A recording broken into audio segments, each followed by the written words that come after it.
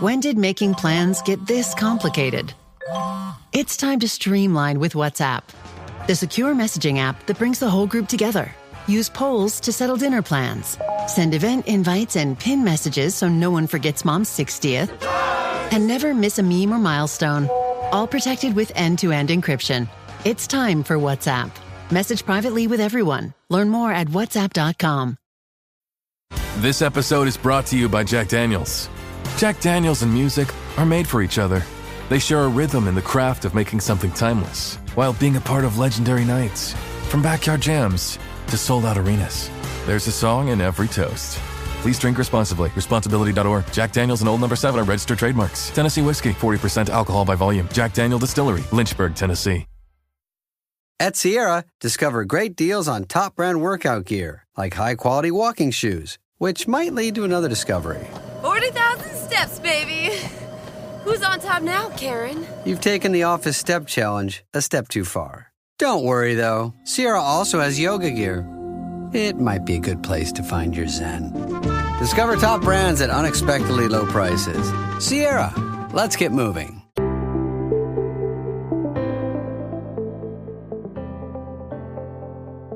Hello and welcome to the Paddock and The Pavilion with me, your host, Stephen Wallace. For the fifth time this season, I'm delighted to be joined by popular Aussie trainer Henry Dwyer, who's back with us ahead of his star mare Asfoora's run at Longchamp this Sunday. Can Henry and Asfoora make history in the Prix de l'Abbé?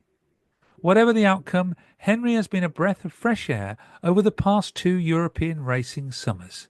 And I wish him, Asfoora, Oisin Murphy and the whole team the very best of luck in Sunday's Group 1. Hello Henry, welcome back to the show, this time as a passenger in the car near Birmingham, I think. Yes, we are, Stephen. We've been up to Birmingham to see Ian Williams and had a look around his Dominion stables, and yeah, a lovely little day up there and a bit of lunch, and on the way back to Newmarket now. It's been all lunches since you've got back to Newmarket, has it? Pretty much. That's generally when you're training one horse and there's not a lot to do, you end up drinking and eating a lot, for sure. How is Asfoora, and how are you as well? I'm well. All those lunches. I got back over here on the weekend and just been getting myself reacquainted with Newmarket and the rest of it. And the horse is good. She had a little gallop on Friday on the Rolling Mile course there at Newmarket, and she had a little gallop this morning, and all was well. So yeah, we'll head over to France with her on Friday, I think, and catch the ferry across, and she can go to Chantilly and race at Longchamp on Sunday. And that was with Oisin on board in the gallops? He rode her on Friday in the gallop, and then Chanel, her regular sort of rider, rode her this morning. And you think she's still got the zest for racing as a 7-year-old?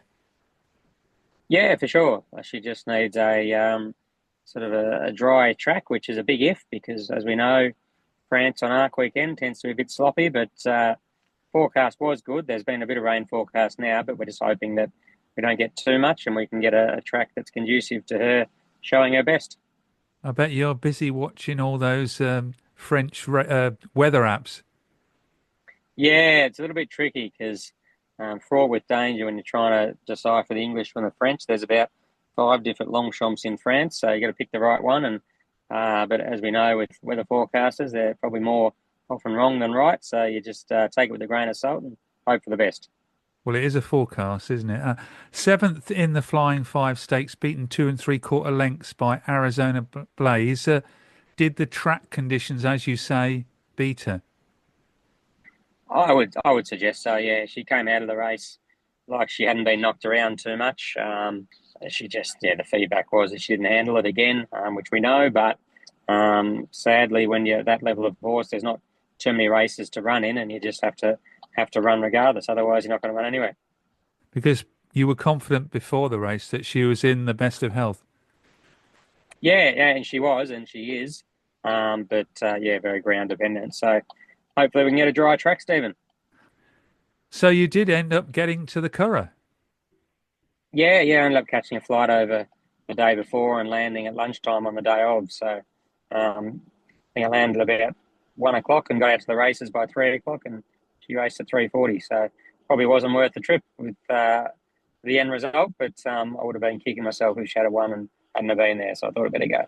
You missed the twins party then? No, I managed to do both, Stephen. I attended that on the Saturday afternoon and we had 8 o'clock on Saturday night. So got there just in time for the race. It was all go then, wasn't it? It was. But that's what you got to do. Moving on to Sunday's race at Longchamp, the 150 UK time. She's about 4-1, 5-1 favourite. How do you assess the field? It's a bit tricky. I haven't seen a market, to be honest, and I know there was a forfeit stage today, and there's only 19 left in it. But it's hard to line the French form up, obviously. But I think the English horses that are going there, she's sort of obviously been pretty well competitive with. So that's no stronger than she's been running in. But as we know, she just needs the dry ground. Yeah, lots of the usual suspects. Knight Raider seems to be following you about. You've run against him, Ascot, Goodwood, York, and the Curragh. Yeah, well, he probably wants dry ground too, I'd say. So he'll be in the same boat as us. First and second at Goodwood, both there as well. JM Jungle and She's Quality. Yeah, well, I think She's Quality. She's sort of thereabouts in these races, but I think JM Jungle probably needs it soft to be competitive, I'd say, but he might get that. So he's a tough handicapper, so he'll be there. What do you know about the two leading French horses in the betting? Nothing would be the answer, so not sure. Well, I've done some research, and the Aga Khan horse did come third in the Commonwealth Cup. Okay, there you go. And the other one, Monte, beat Rayevka, the Aga Khan horse, at Longchamp on Arc Trials Day. Okay, well, they've got a bit of form about them then, I suppose. So that's more an Sheen problem than a me problem. We've done our bit with the horse and she's going to the race, so there's not much point in me sort of poking my nose in and looking too much into the form. But from what you're saying, the key is the ground on the day. Yep, for sure. No, she definitely needs firmish sort of ground, doesn't want those sticky tracks she's been getting. Is it your first trip to Longchamp as well? Yeah, it will be. I've been to Chantilly many moons ago, but I've never actually been to Longchamp, so that'll be good. And I've got a question from Martin Devlin. It's a very different course to the Curragh and often favours those near the lead. Will that be the plan? That'll be an Sheen thing. She generally bounces and puts herself pretty close there, so it'll depend on what draws where and who she's following and the rest of it. But yeah, she wouldn't be too far off, I'd say. And I think from what we were saying before, if you win, you will be the first Australian horse to win in France. That's correct. Yeah, there's been a few horses that have run seconds there, trained by Australians. But I think Strawberry Road ran second in Arc, and I think Balmerino ran second. So straight on here. Sorry, we're having a few navigational issues here, Stephen.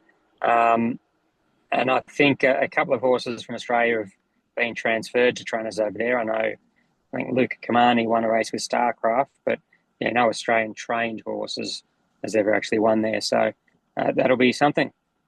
Good to hear you mention there Balmerino. Wasn't he New Zealand or was he Australian? Well, we sort of New Zealand, Australian, we tend to claim them if they're any good and despise them if they're not. So, yeah. Oh, it's good for an Australian there to praise the New Zealanders, the Kiwis. No, we're all friends, That was, of course, a horse that your friend of mine, Ron Hutchinson, rode, I think, in 1978. Yeah, that's right. Old Hutchie, he's still ticking along strong. And you'll also get chance on Arc Day to see O'Sheen hopefully win the big race for the Japanese. Yeah, I sort of haven't had too much of a look at the other races, but yeah, that'll be something for him. He's winning everything else, so may as well win it. Finally, you've spent a lot of time in Europe and the UK. Apart from the racing and, of course, the lunches, what have you enjoyed the most? Just the whole part of it, I'd say, Stephen. It's been there's not much else other than lunches and the races, is it? You sort of get up and work the horse and do what you got to do. So it's just a good experience all around. Well, thank you very much for being such a wonderful ambassador for racing and for Australian racing. No worries. It's all part of it, isn't it? And do you think this will be Asfoora's final run? There's a fair chance that will be the case, but if she was to, run well and pull up well, there's nothing for her this year. But there's she's probably missed the breeding season, sort of Southern Hemisphere time, so it should probably go again early next year, and then might go to stud sort of later next year. So you don't think you'll be back on this run in 2026? Don't know. It's just all up in the air. But there's a chance she'll be back in Europe next year for sure. But equally, if she sort of shows that she's had enough, she'll be going to the broodmare barn. Well, thank you very much again for joining me on the Paddock and the Pavilion. Safe trip to Paris, and the best of luck on Sunday. Thanks very much, Stephen.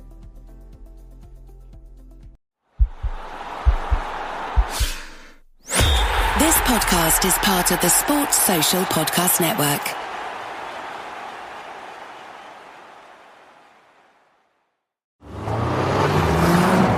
Hear that? The next chapter of Audi performance is here. That's the sound of every interior detail refined. And that's the sound of Quattro all-wheel drive. The all-new Audi Q5, the all-new A5, and Q7. Each one a statement. Performance never goes out of style.